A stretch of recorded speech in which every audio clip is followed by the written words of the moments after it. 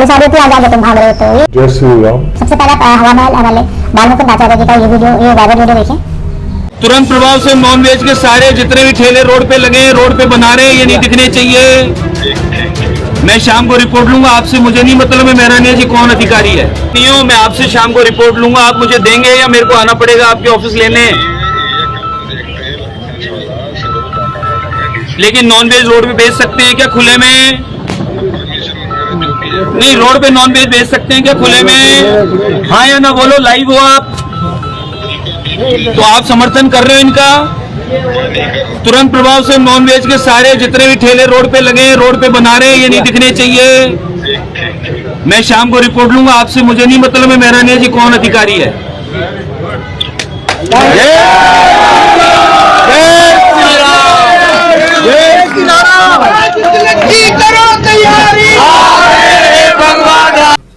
So basically अभी आपने देखा कि वो जो बात कर रहे हैं वो बात कर रहे हैं जो जिनके लाइसेंस जो वेंडर्स हैं, जो नॉनवेज वेंडर्स या विक्रेता हैं, वो बिना किसी लाइसेंस के वो एक कानूनी प्रक्रिया, एक बिना लाइसेंस के जो लोग वहाँ पे ठेले लगा रहे हो, जो गंदगी फैला रहे हैं, मैं उससे सहमत हूँ पूरी तरह से और मैं उनका समर्थन भी करता हूँ। लेकिन मैं इस बात से सहमत नहीं हूँ, यदि वो इसके धर्म के हिसाब से जो कार्य कर रहे हैं तो मैं इसमें उनका समर्थन नहीं करता हूँ। क्योंकि कोई व्यक्ति क्या खाएगा और क्या नहीं खाएगा ये उसकी पर्सनल चॉइस है। ये हम किसी के ऊपर अपना ये चॉइस हम थोप नहीं सकते कि भाई तुम्हें ये खाना है और तुम्हें ये नहीं खाना है, क्योंकि भारतीय संविधान के अनुच्छेद के द्वारा इसका वहन किया जाता है। हालांकि दूसरी ओर कुछ अगर हम बात करें वेजिटेरियन और नॉन वेजिटेरियन की, तो कुछ वेजिटेरियंस लोग होते हैं जो बहुत पूरी तरह से मांस के खिलाफ होते हैं। वो लोग अपनी जगह सही है, लेकिन वो किसी दूसरे के अधिकारों को ये कहकर कि हम नॉनवेज नहीं खाते, आप भी नॉनवेज नहीं खाओ, ये कहने से अच्छा है कि वो किसी का माइंड डाइवर्ट करे। राइट, वो किसी को ऐसे डायरेक्टली जाके कि तुम ये नहीं कर सकते, हम मांस नहीं खा सकते, तुम भी नहीं खा सकते हो, इस तरह से अपना अधिकार, अपनी इच्छा तुम दूसरे के ऊपर नहीं थोप सकते हैं। हालांकि आप उसका हृदय परिवर्तन आप कर सकते हैं, ये डिपेंड करता है आपके ऊपर कि आप उसका हृदय परिवर्तन ये डिपेंड करता है आपके ऊपर कि आप उसका हृदय परिवर्तन कर पा रहे हैं या नहीं कर पा रहे हैं। लेकिन आप किसी को जबरदस्ती किसी के ऊपर पैसा डाल के ये सब चीजें आप नहीं कर सकते। ये चीज वेजिटेरियन वालों को समझनी चाहिए। और अब एक व्यक्ति क्या खाएगा और क्या नहीं खाएगा ये उसकी पर्सनल चॉइस होती है।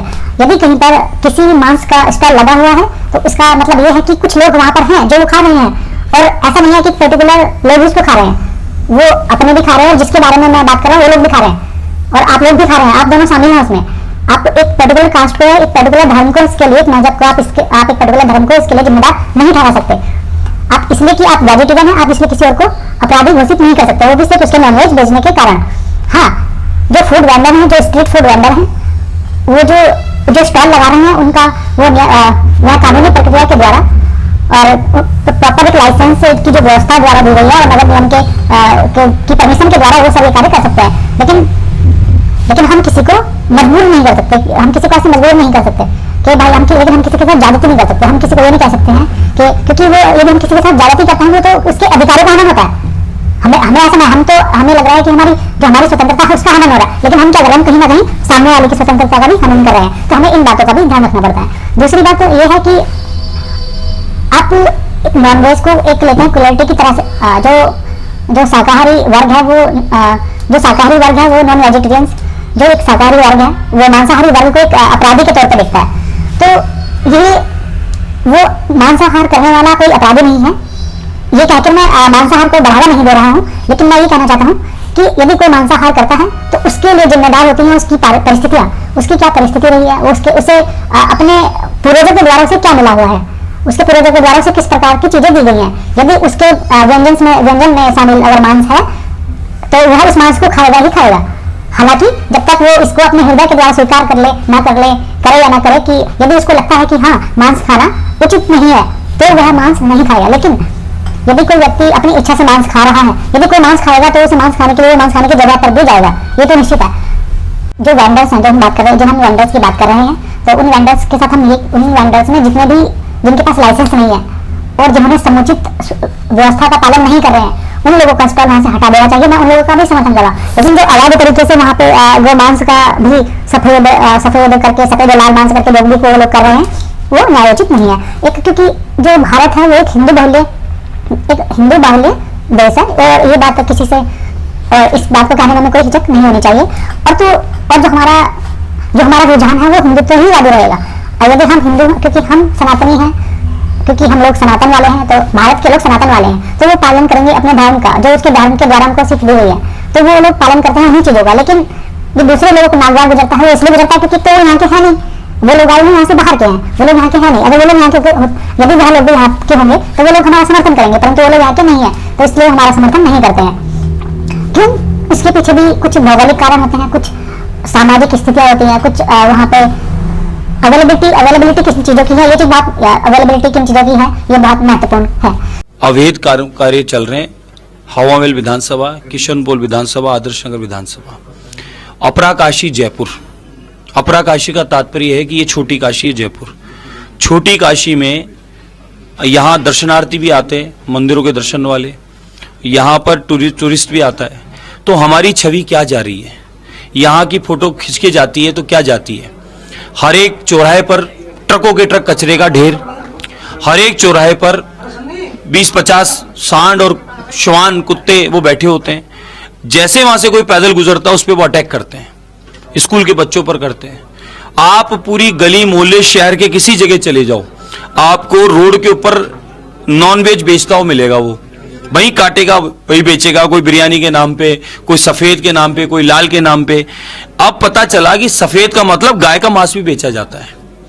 इसकी जांच होनी चाहिए और अवैध जितने भी बिना लाइसेंस के काम कर रहे हैं उनकी जांच होनी चाहिए। तो अभी आपने मतलब बालमुकुंद आचार्य जी का वीडियो देखा, जो अभी सोशल मीडिया पे काफी चर्चा का विषय बना हुआ है।